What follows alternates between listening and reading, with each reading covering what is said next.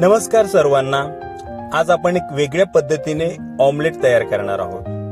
त्यासाठी तुम्ही पाहत असाल कांदा जो आहे तो फ्लेमिंगवर मी गरम करून घेत आहे.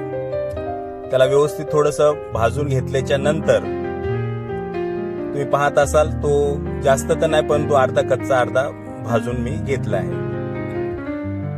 आता त्याचे व्यवस्थित कवच काढून तो मी कटिंग केला आहे. व्यवस्थित तुम्हाला पण कटिंग करून घ्यायचा आहे आणि तो मी आता मिक्सीमध्ये ग्राइंड करण्यासाठी टाकत आहे. त्यानंतर एकच टोमॅटो घेतलाय. त्या टोमॅटोला मी व्यवस्थित कटिंग करून घेणार आहे आणि त्यातले पाहत असाल तुम्ही टोमॅटो असा थोडासा बारीक चिरून घ्यायचा आहे.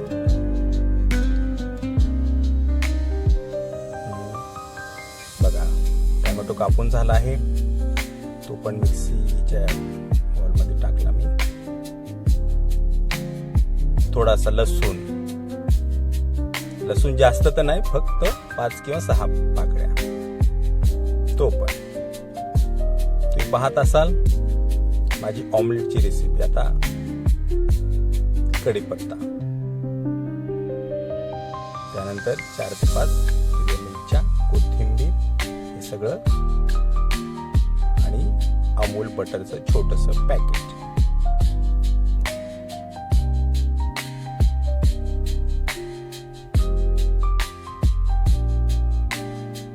अशा पद्धतीने तुम्ही पण ऑमलेट करू शकता. आता मी ग्राइंड कराय घेतला आहे तो पूर्ण मसाला.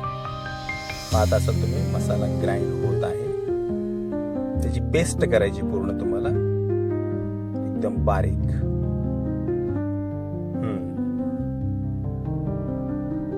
आता पाहत असाल तुम्ही हे सगळं झालेलं आहे. मसाला बारीक होऊन झाला आहे.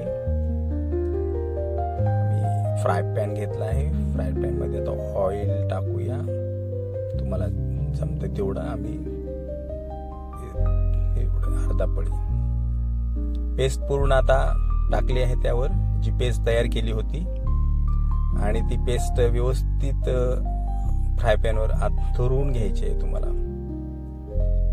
गोलाकार पिझ्झा टाईप. व्यवस्थित थोडस बाउल होऊ द्यायचा आहे तो मसाला खालतून, म्हणजे तो गरम होईल.